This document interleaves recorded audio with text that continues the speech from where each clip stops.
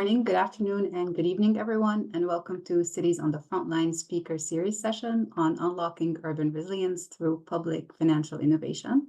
I'm Nadine from Resilient Cities Network, and I will be your co-host today, joined by Lauren Sorkin.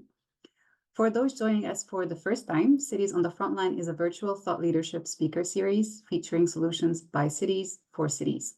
It began in 2020 through a partnership between Resilient Cities Network and the World Bank Group City Resilience Program. The series provides city practitioners and their communities with a platform for knowledge exchange. And we're delighted to bring this session to you today in collaboration with and with the support of Visa Government Solutions.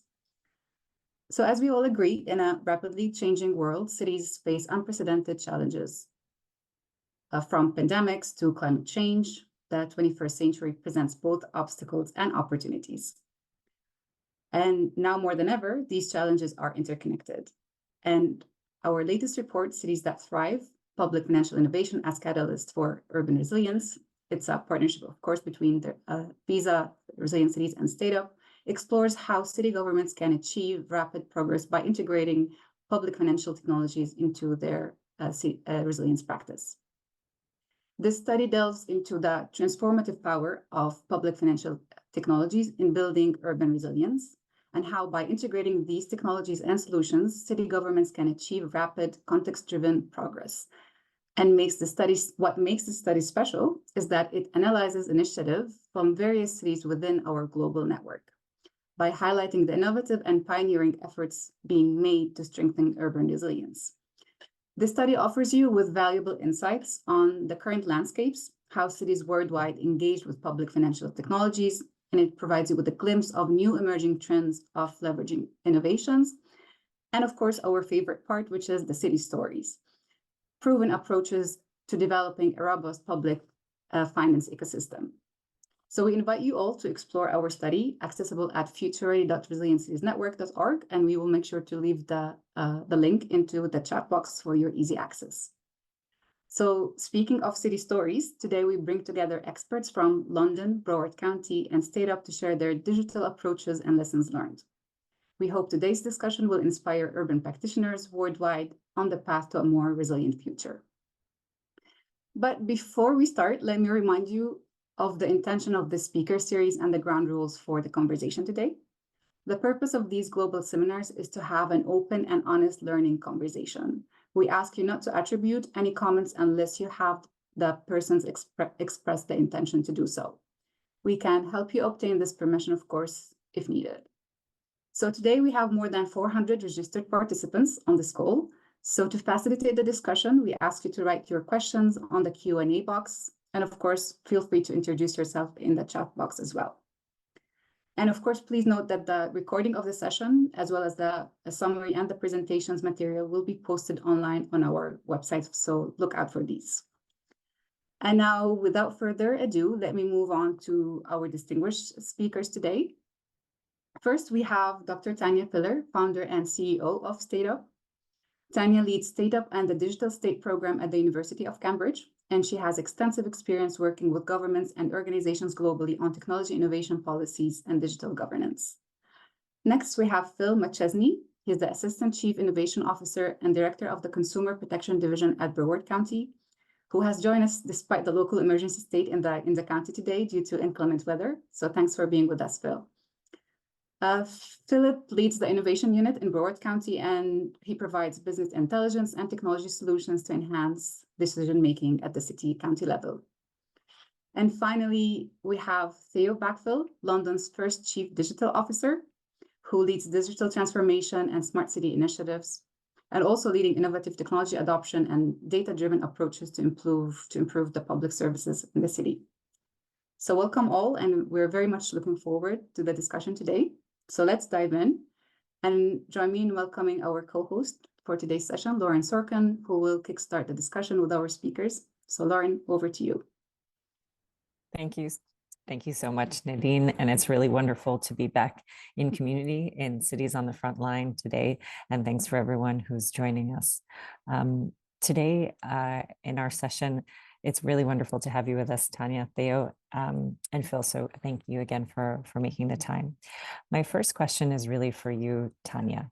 And that is, more often than ever, our urban centers are working to address cascading, interrelated challenges, pandemics, climate change, social, economic, technological shifts all at once. Can you help us to understand why an integration of public financial technologies is crucial for resilience? And can you share some of the current practices and some of the things that are trending as well? Thank you so much, Lauren and Nadine, and everybody for being here. It's a real pleasure to join you. And yeah, I'd love to take you through some of the answers to those questions through sharing some slides with you as well. First of all, just to say it was a real pleasure to conduct this research together with Resilient Cities Network and Visa. And it's based, I think you'll see from the findings, on some really deep research with city leaders, many of which I think might be on the call today. So thank you to many of the respondents. We spoke to and surveyed more than 30 cities, both digital and resilience teams. So hopefully there's some really rich data that comes out from that. So perhaps if we go to the next slide. Thank you. So we really conducted this research with a recognition that, the world today can seem increasingly fragmented, but actually by 2050, a common condition that many of us, almost everywhere, will share is that of being city dwellers. And with that, facing the many opportunities and evolutions and challenges and risks that come with urban life this century. Next slide. And I think one of the things that we're really seeing is, of course, our cities around the world are diverse and unique, but many of them are already facing a set of common challenges. The first is that many cities are operating under conditions of fiscal constraint, financial constraint. It's certainly a theme that's coming up in the many elections that are taking place around the world this year. Coupled with that, we are seeing that cities everywhere are increasingly concerned about climate change impacts. It's something that came out in our survey data, but also broader research that Resilient Cities Network has done. So from drought to flooding, we are seeing city governments increasingly having to think about and consider approaches to tackling climate change impacts. And thirdly, this is all taking place in the context of many social and financial uncertainties, exclusions, and concerns. Now, each of these categories alone is very challenging, but they're also interdependent. And yet, very often, we continue to be using rather siloed techniques or generalist management practices inherited often from last century to try to tackle them. And so some new tools and techniques are very much needed. Next slide. And I think that as we update this toolkit, it's clear that technology has a very vital role to play, not in isolation, but alongside a range of policy levers, behavioral levers, other innovation levers. Technology needs to be integrated into that toolkit. And we're absolutely seeing city governments begin to recognize this and begin to recognize it in the context of resilience programs and strategies. We just have a couple of examples here of how cities are talking about how they're integrating digital tools within their resilience strategies. And actually 70% of the cities that we surveyed said that they were making that direct connection, at least on the level of strategy and conceptualization. Next slide, please. So with this in mind, we wanted to take a deep look at one area of technology innovation where we felt that there's a real opportunity to further utilize this type of technology to improve resilience outcomes. And that's public financial innovation. And we think of public financial innovation as underpinned by technologies that can help to power new forms of transaction and interaction and analysis for city governments and their relationship to communities and local businesses. And the technologies are also, of course, crucial, but it's really that whole innovation ecosystem around it. It's the policies, it's the new business models, it's the data that becomes available as a result of their use. And next slide, please.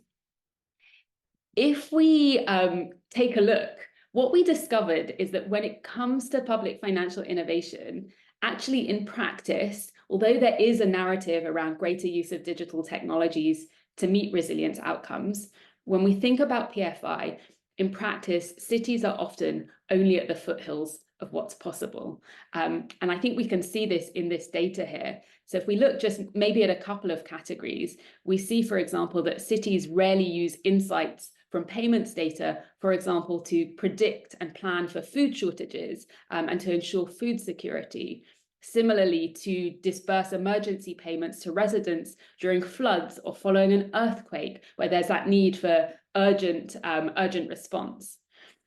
But we also saw from the stories that cities told us that there is early evidence that cities who are engaging these approaches really have the opportunity of a bit of a step change in urban resilience infrastructure and what they're able to both offer citizens and create with them in terms of building urban resilience. Next slide, please. And so with this in mind, Cities That Thrive sets out really to explore how a range of public financial technologies can provide a foundational layer on which to build adaptive governments that really serve evolving local needs. And we cover in particular 5 categories of public financial technologies. Certainly there are others, but we think that these are really core themes for cities to be thinking about. They range from digital payments to digital purchasing systems, and I think importantly, spend data analytics, which is an area that is really underutilized and could have so many potential benefits across different areas of government. And we look both at current practices and future opportunities, but we also try to assess how deeply embedded currently some of these different categories of technology are in city halls around the world. Next slide, please. So crucially, we tried to do this based partly on our survey data and background research, but really also through telling some of the stories of what cities are already experimenting with when it comes to public financial innovation. And I'll give you just a quick couple of examples.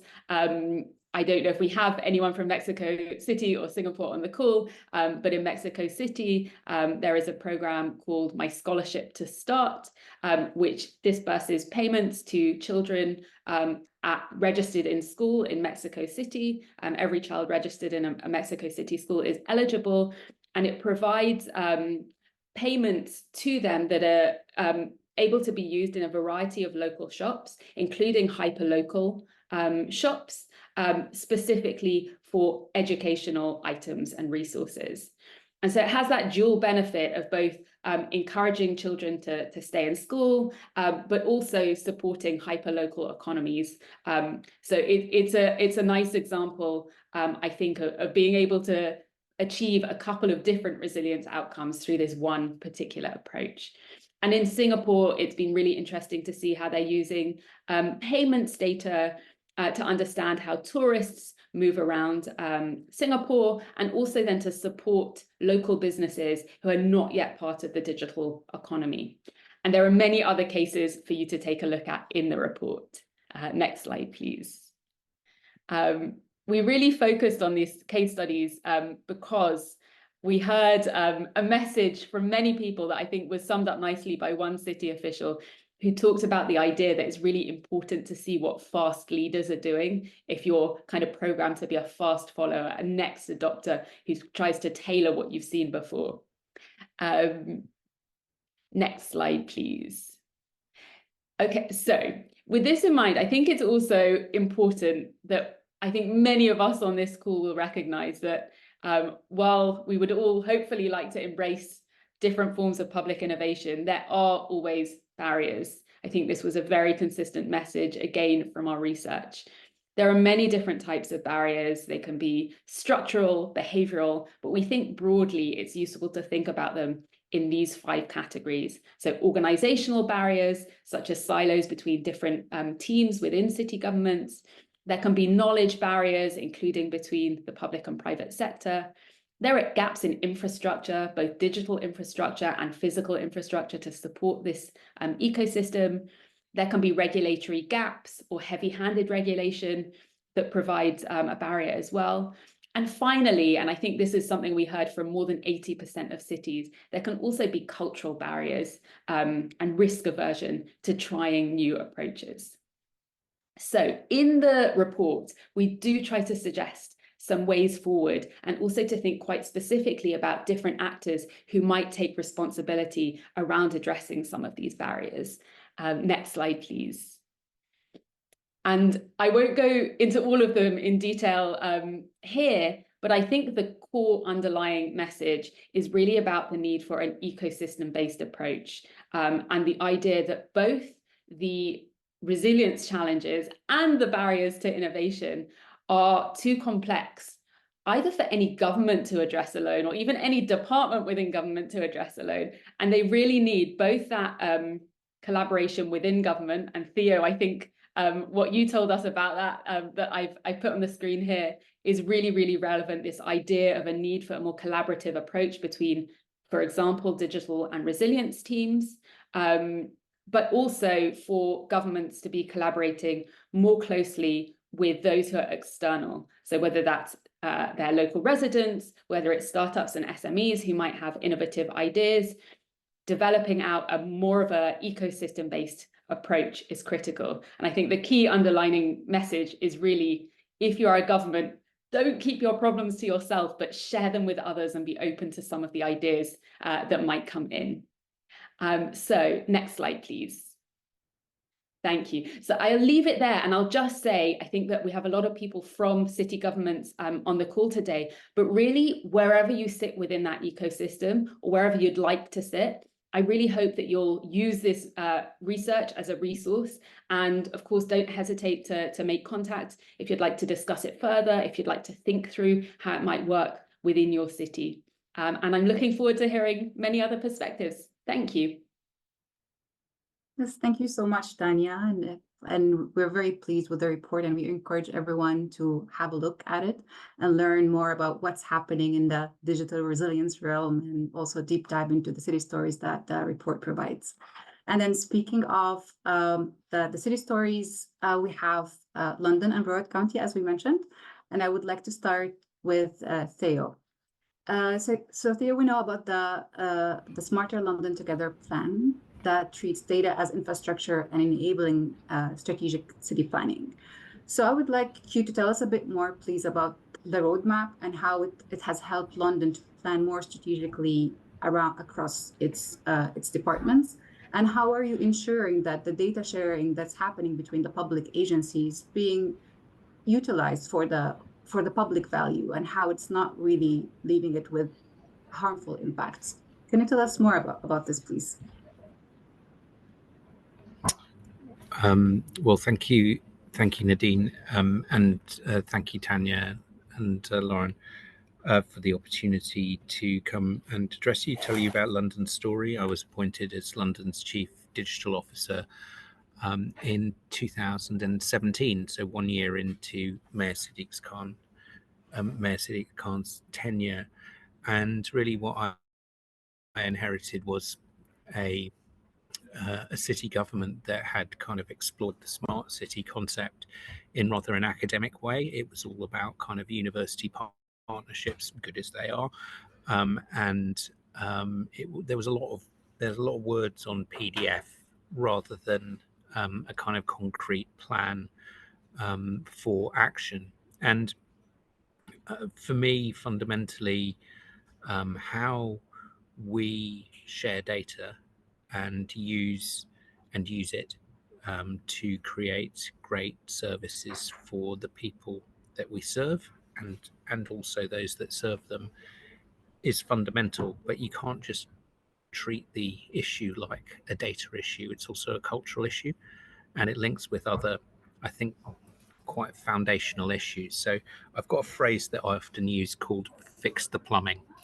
And really, our journey in London as a strategic authority that provides very relatively few services directly to the citizen.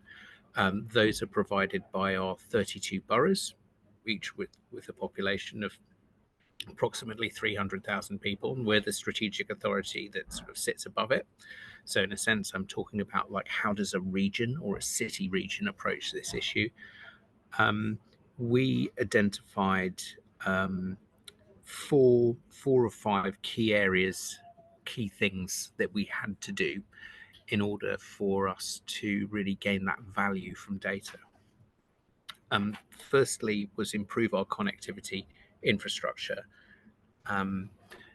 We had a relative, I mean, you know, London essentially was a kind of first adopter of quite a lot of technology in the 20th century, an awful lot of copper cabling in our city. The emphasis of government policy has been on rural areas rather than urban areas for reasons they could best explain to them for themselves. So in attracting a more investor-friendly climate for full fibre rollout was vital. So by establishing a new team that collaborated with our various elements of government, that identified the public assets that we needed to do, we've raised full fibre or gigabit capable connectivity from only 4%, if you believe that, in 2017 to 89% today. Aligned with that, and I think this is a fundamental part of the discussion about data and innovation with the people, is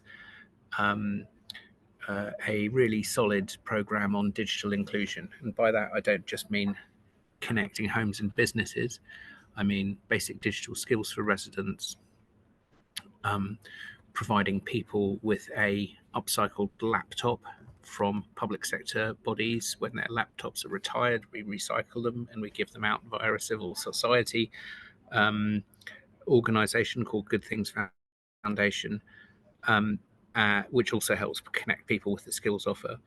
Without digital inclusion, obviously there's, you know, the moral deficit is that people are left behind, but also on a programmatic point of view, you cannot progress anything on this agenda without digital inclusion. Your elected representatives expect it, and indeed will probably put the brakes on innovation and what you do with data unless you have a strong story and program to tell. So, you know, elected representatives act as a really good check and balance on not getting too carried away and focusing on the fundamentals.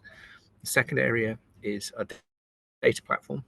We're currently rebuilding our open data platform known as the London Data Store into a Data for London platform, which enables us to share and govern how we share data across many different entities better.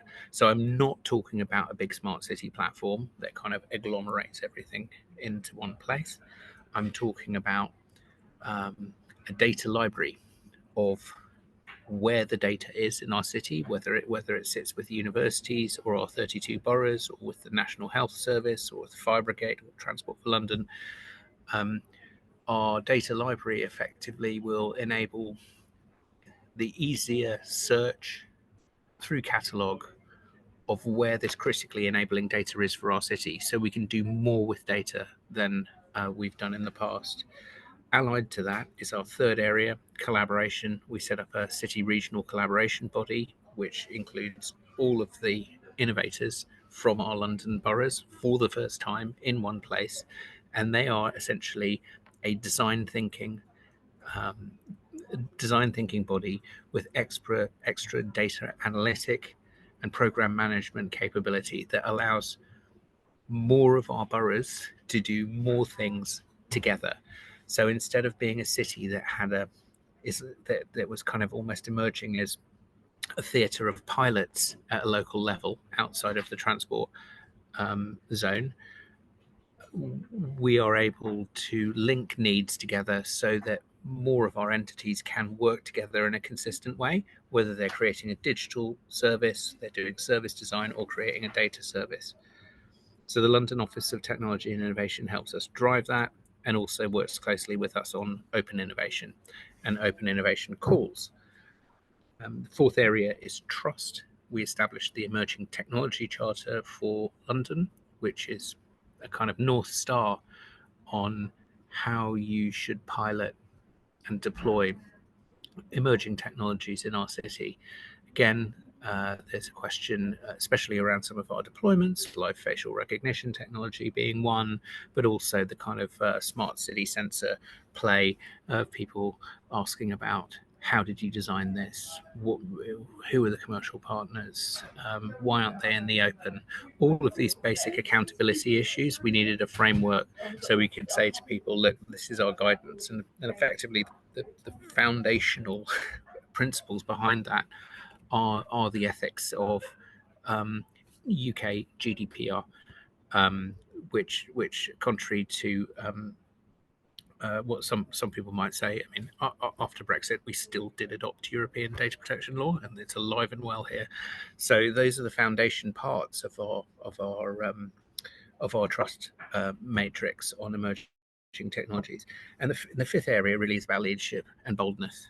I think that data helps arm our elected leaders with the ability to be bold without having very, very substantial amounts of good air quality data from an array of sensors across the city. The mayor's position on extending the ultra low emission zone, which is effectively a big smart city network of cameras that would charge older, more polluting vehicles, would not have been possible. Data enables our politicians to take bolder steps, which is extremely necessary when we are facing the climate crisis. So when we talk about the impact of data on resilience, we also need to factor in not just the kind of architecture that you need, the culture of data sharing, but also the kind of the leadership framework that you need, the ability for data to enable a politician to make a stronger, more well evidenced position, and in a sense stick to it when it becomes contested. And indeed, there were elements of it that were contested in London. I would say as a final point that a lot of our work in London in the smart city space and resilience space has been driven by Transport for London, or Transport Authority. They were the ones that popularized contactless payments almost globally, because the adoption of contactless payments on the London Underground system radically increased its usage. Millions and millions of rides per day via contactless payments. And now this is something that is used, globally. And Transport for London had a pivotal role in doing that. This is very, very good for the consumer, but also it served a specific transport purpose. The total reduction in queuing as people entered the tube station, didn't have to queue for tickets, but also the ticket barriers. It got people flowing to the trains that were being put on more frequently as fast as possible, like through the station.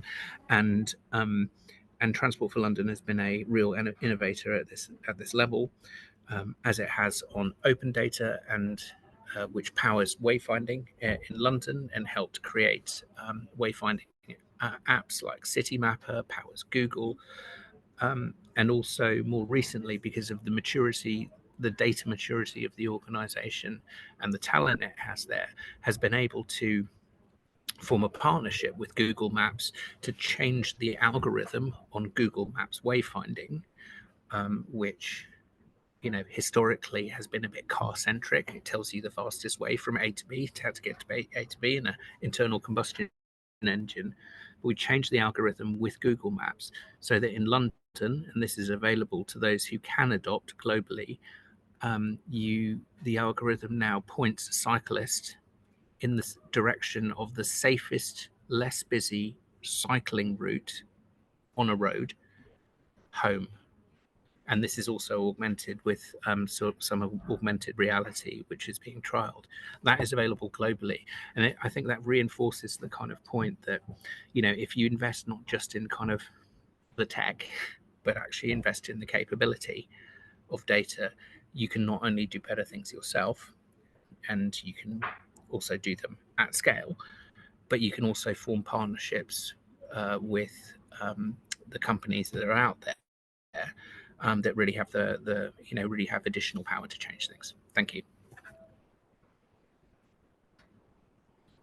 Thank you so much, Theo. I think those are powerful words to end on, not just to invest in the tech, right? In some ways, that's the easy part, but to invest in the capability, which allows you to develop the kind of long-term partnerships that are going to deliver on the promise of the tech to bring benefit to communities. So thank you so much for that.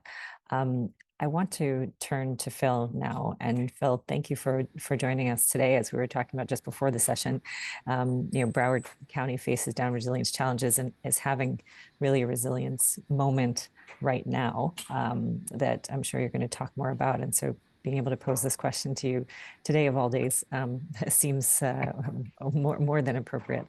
And that is really, how is Broward County leveraging data to protect communities from multiple challenges that are being exacerbated by climate change? Yes, thank you, Lauren, Nadine, Tanya, and good morning or good afternoon, as the case may be, everyone. It's a pleasure to join in this discussion and to represent Broward County, Florida, on behalf of our Chief Resilience Officer, Dr. Jennifer Gerardo. As Lauren mentioned, yesterday and the past couple of days, we've been experiencing some of our typical or not so typical subtropical climate events with some major rainfall over a very short period of time that resulted in flooding throughout the county. A state of emergency was declared, but thankfully today it looks like the vast majority of the flooding is subsiding, and we're returning to business as close to normal here in South Florida. Broward County is honored to be recognized as the newest member of the Resilient Cities Network, which acknowledges years of work dedicated to understanding the impacts of climate change, mitigating risk, and ensuring a resilient, thriving, and economically productive community for our residents and visitors for decades to come. South Florida, as many of you know, and Broward County specifically, sees itself as one of the epicenters of the impacts of climate change in a number of ways. And I'd like to share just a few slides with you to exemplify that.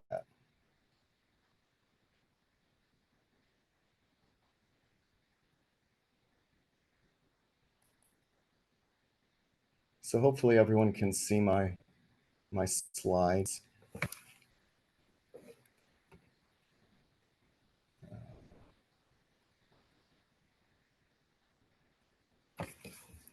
So a coastal region, we're impacted by tides and tidal flooding events. Here we see depictions from what we term king tides during 2022. In addition, similar to yesterday, heavy rainfall, such as our 1,000-year event from last April, and actually yesterday, as I mentioned, impact us with flooding challenges. The resulting challenges, exacerbated by sea level rise, rising groundwater levels, in many ways create a perfect storm here in the region. So as we all know, weather extremes are becoming more common. The last 30 days have shown large rain systems as well as record heat. South Florida is bracing for what is predicted to be an extremely active and hot summer and hurricane season this year. And here in Broward County, our focus on resilience and a current undertaking to develop a county-wide, multi-decade resilience plan is not about only responding to heat and flood risks and events and their impacts. Rather, it's about proactive risk mitigation strategies that improve our infrastructure, inform the public, and facilitate regional planning, future investment, and a robust economy.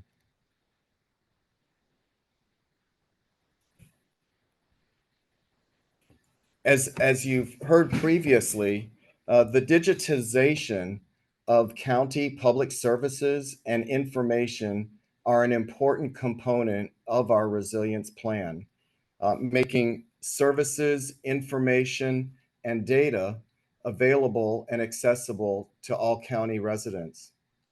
So we continue to improve and enhance our public-facing digital platforms, which are available online as well as on mobile devices, where many county services and public information may be accessed.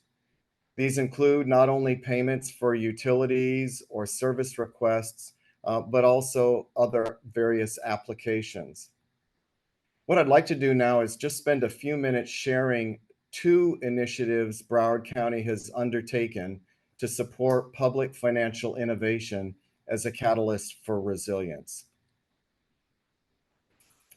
Permitting and licensing to support economic development can be a challenge for any government entity. Broward County has invested countless years towards process improvement.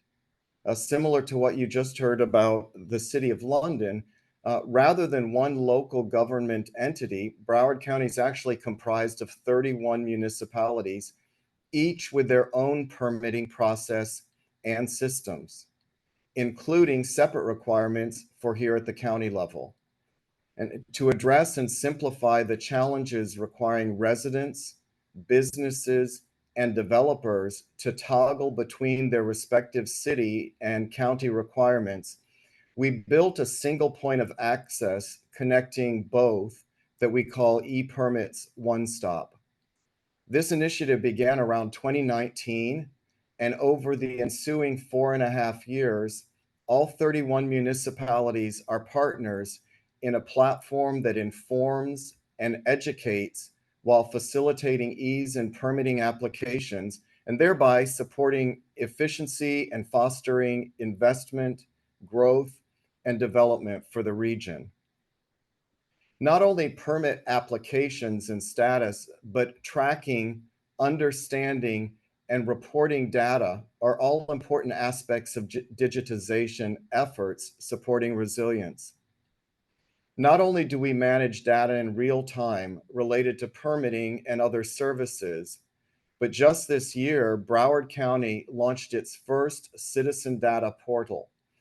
It's a gateway to publicly accessible data, open data for information, education, and decision-making.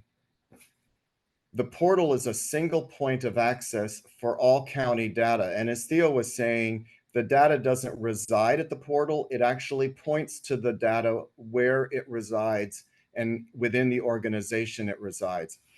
It arranges it not by organizational structure, but by subject matter so that the user can find the data in whatever way they would search for it. There's financial and business development data, transportation and mobility data, as well as environment, climate, and resilience data. So for example, if you're selecting environment, climate, and resilience, one can easily bring you to the county's resilience dashboard, highlighting data, initiatives, and tools, project progress, and even opportunities for citizen involvement. Continuing to develop and advance as technology and innovation do, our next area of focus will include IoT sensors, early detection and warning of heat and flooding events, drone and LiDAR imaging and visualization, as well as augmented and virtual reality. And we're currently exploring leveraging artificial intelligence and machine learning to support technology, development, and resilience within Broward County.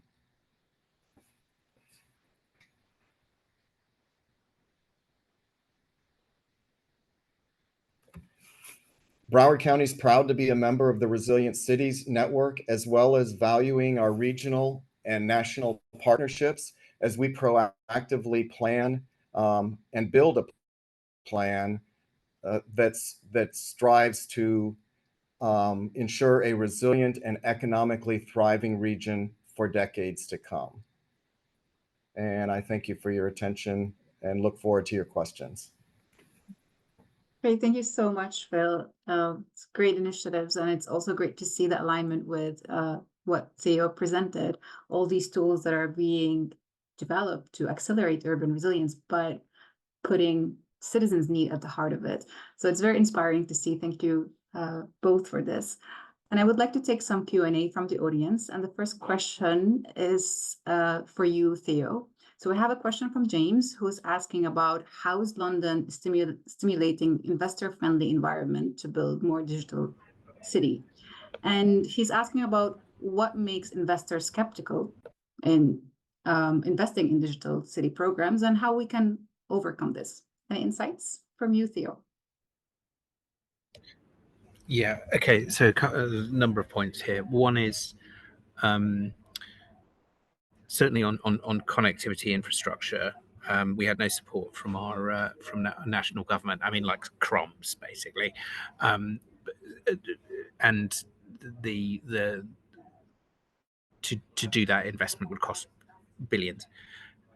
So what was standing in the way of the market investing was that they were looking at a picture of 32 boroughs, as Philip similarly pointed out, all with their different permitting regimes, and with no incentive really for them to change their permit to dig a road up or connect buildings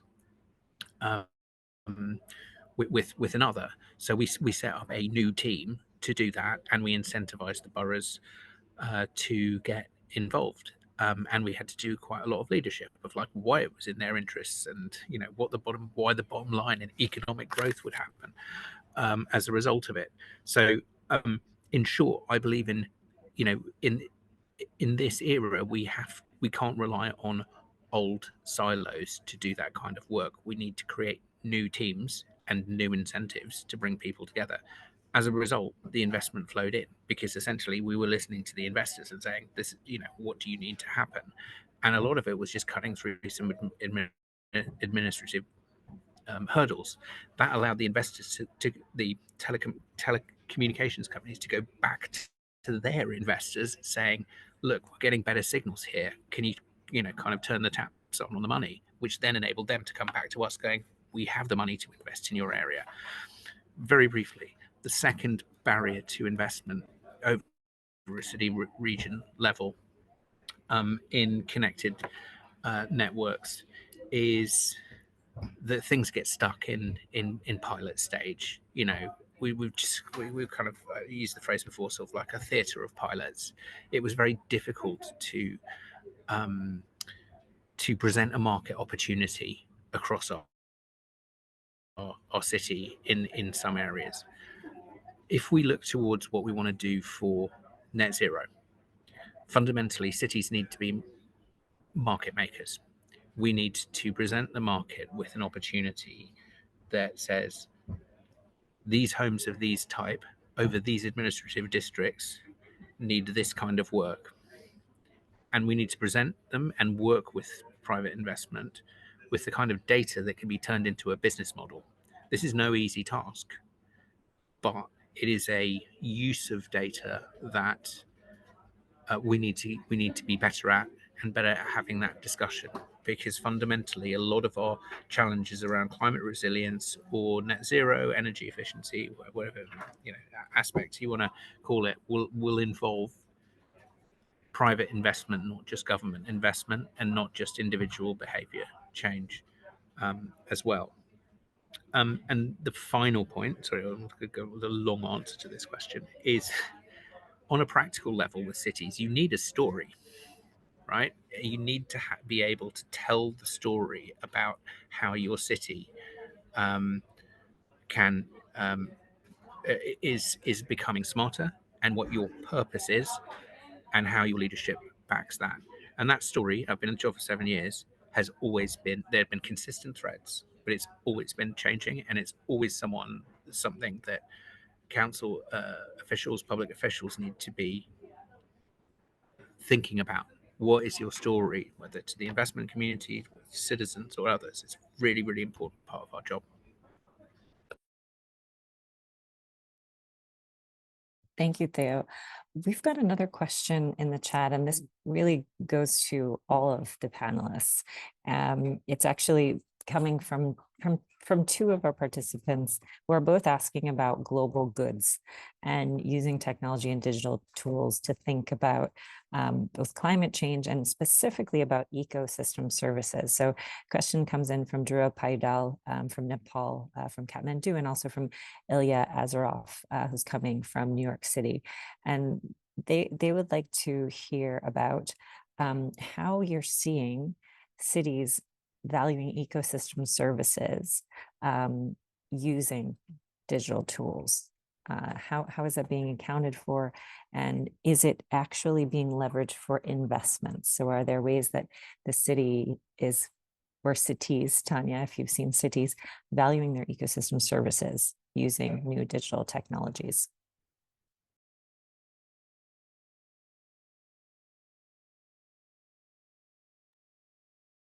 Do you want me to come in here? Would you like to come in first? Yeah, sure, happy to.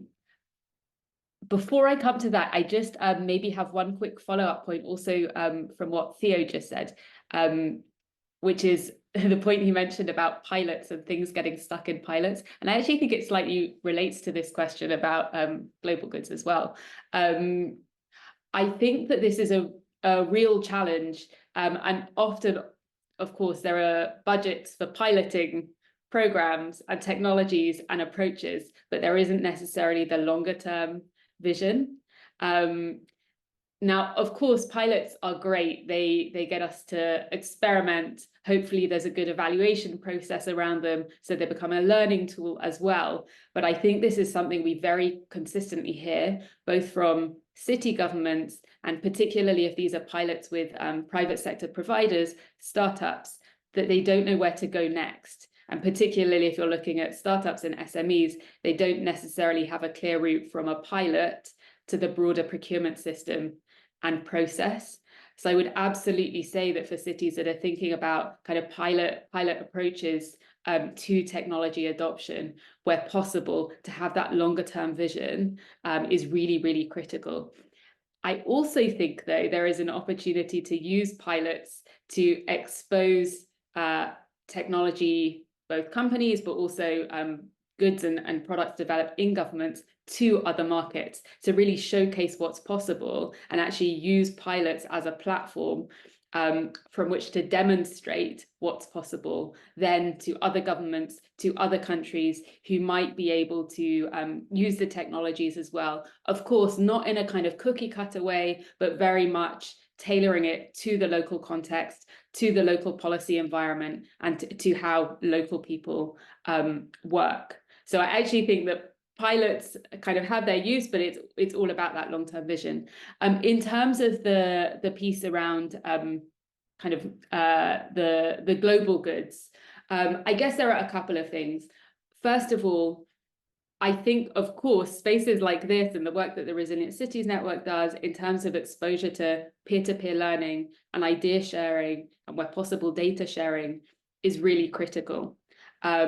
Of course, we're seeing a lot of discussion emerge around digital public infrastructure and being able to use some of that on more of a global basis as well. And I think that's great in terms of that foundation layer. And again, I would really encourage an accent on using DPI in that way, but then encouraging local providers to think about locally based approaches that they can build upon that critical infrastructure. I will leave it there. Thank you, Tanya. Phil or Theo, do we want to come in on that? Phil? Yeah, I can just jump in. And so kind of echoing Tanya as well. So Broward County has Port Everglades, and adjacent to us is the Port of Miami. Both also have major international airports. And so we're very aware of our connectedness with the global economy and looking for ways of leveraging connections and partnerships and relationships throughout, as well as understanding accessibility of global goods, as well as making products of Broward County available globally. Similar to what Tanya said, one of our commitments within Broward County, of course, is to nurture and invest in local business and small business to help with the growth and development within our economy. I lead the innovation unit for the county, as you previously had mentioned. And our role, we interact and work with the various agencies within the county, helping them to leverage data as well as emerging technologies to solve some of their business problems. And so we really do look globally to identify what are best solutions. We start with a proof case, a business case, to develop out and to move to a pilot, and then rapidly working within purchasing, because government procurement is its own challenge. And so looking at innovative procurement methodologies so that we can rapidly move from a pilot to full production. But the innovation unit is to partner, work with, and then move on to a next client agency and allowing that agency to continue. So it's looking first within the county and the region, but also looking globally and understanding what's there, but then sharing our learnings, our best practices, and learning from the global community as well. The Resilient Cities Network is a perfect example of ways to find out what others are doing that have been successful, because a lot of us, we're all facing the same challenges and we have a lot of the same aspirations and goals. So it truly is leveraging a global network, and that's kind of the approach from the county here. Thanks, Phil. Theo, did you want to add to that? And I'm glad, Phil, that you actually brought up procurement, because there was a follow-up question on that. So as I turn the words over to Theo, if you'd like to take either the question on ecosystem services or to talk a little bit about innovative procurement and how you get over that sort of valley of death between pilots and scale, would really like to hear more of your views on that. And Phil, we might come back to you on that as well. Yeah, so absolutely right. There's a key role for pilots, but we do tend to do quite a lot of them, and we think less than we should about the science of and the design thinking behind scale and adoption, and the culture that we need to change in order to do that. And it's clear that traditional procurement rules aren't necessarily fit for purpose in the internet era of doing these things.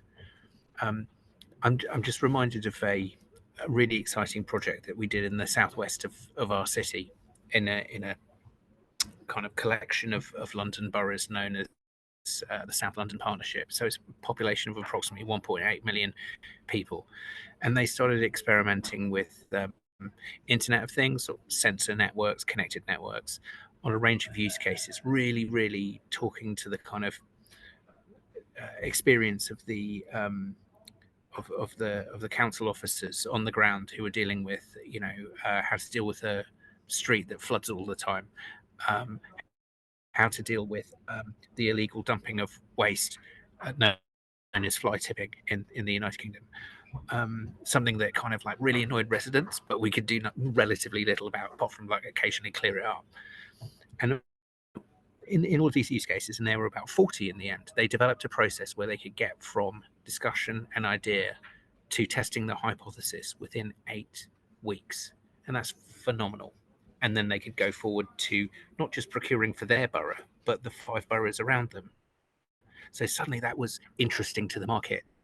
So it wasn't just one idea in one borough, it was one idea that could be applied to 5 other boroughs serving a population of 1.8 million people. So the ability for us to, going back to my point about like making markets, or the ability for us to say, here is an opportunity, but it's an opportunity not just one that we're going to test out here, or let me say a little bit down the line, after testing out here, we're going to test it out on a much wider population. Really excites people, opens up the doors to businesses that aren't just the big tech firms who might not be interested in smaller scale stuff anyway. And I think that creates a really vibrant ecosystem. To very quickly address the interesting question in the chat about monetization. Look, we've made a conscious commitment for a long time in London to do publish lots of open data, and Transport for London is often asked, why don't, if this data is so sort of important to Google Maps and Apple Maps and other wayfinding apps, why haven't you monetized it? And I think it sort of misses the point, because we're really getting value from it. And that value, of course, we could go to a consultancy and put a pound sign on it and say, this is the benefit to the city. But I don't think necessarily a lot of data can be monetized in the way that people think it can be. It can be monetized by some who've created their business model around it, but it would be very difficult for the city to monetize data in that same way. It's a sort of glib assertion that because Google makes money, therefore a city can make money. I suspect the city would spend more money on the team trying to monetize the data than it would get from that data being monetized. So I think there's big value. It's a big welcome sign to the tech community that we have a big tradition full of open data. And although there are challenges, I think it's the right way to go.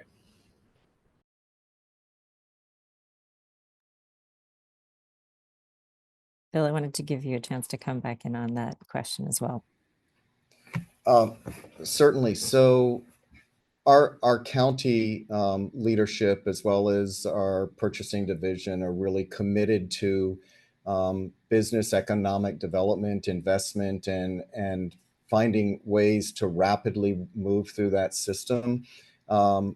And so the first thing, kind of echoing what Theo was saying about pilots and innovation. So innovation for the sake of innovation is great. Research and development is great. One of the things we look at is preferably looking for solutions to problems rather than just, here's this cool thing, how could we use it? Sometimes that's okay too, but so when we see an agency with a problem or a municipality with a problem, we look for the solution, but recognize that challenge may be echoed in other agencies as well. So where possible, we look for an enterprise level solution that could be adopted across multiple agencies or even expanding to municipalities. We really value a lot of the relationships and partnerships we have here. We have the Greater Fort Lauderdale Business Alliance. We have League of Cities, and a lot of those help share information and communication about the challenges that are being faced so that we can collectively look for solutions. As it speaks specifically to purchasing, if you start just, hey, we've just now identified a solution, now let's figure out how to buy it, that can be a really long tail. And then by the time you get to purchasing it, the technology may be outdated. And so what we look at is, how do we expedite those? So first off, are there existing contracts in place that can be leveraged or expanded to meet those needs? Secondarily, we look at groups such as the National Association of State Procurement Officials, so we can look nationwide and identify existing contracts that can be leveraged. As we begin to look for solutions, we also can issue requests for information or RFIs saying, here's the challenge we're looking for, here's the kind of things we're looking for. We gather information back from various vendors about different capabilities that may be out there, and then we can put that together in the form of a request for proposal. So it's getting us further down that procurement pathway. And then sometimes with the proofs of concept or use case, if it's small enough, it may be a very small procurement working with a selected vendor to be able to try it, establish it as a solution, so that we aren't wasting a lot of the procurement dollars on something that we aren't sure is actually even a viable solution. So it's really just getting creative about the ways we look at how do we go to market, how do we end up with a solution that we can get in place to better serve the public as well as the agencies that support them. Thanks, Phil. And unfortunately, it falls to me to bring us to a close because we are just with 1 minute to go here. But I really want to thank Tanya, thank Theo, and thank Phil for sharing your knowledge with us today. I think you've given some really clear guidance that's inspired a lot of participants to think more deeply about how they can leverage digital tools to promote resilience, and in particular with the extreme weather that's affecting all of us due to climate impacts. There's a number of questions we didn't get to. We'll be sure to share those with our panelists so that they can stay in touch on that. And with that, again, I want to thank everyone for joining us. We will be back on July 11th with our next Cities on the Frontline series on climate and health. So please do join us for that session. And again, thanks to everyone for sharing the time today.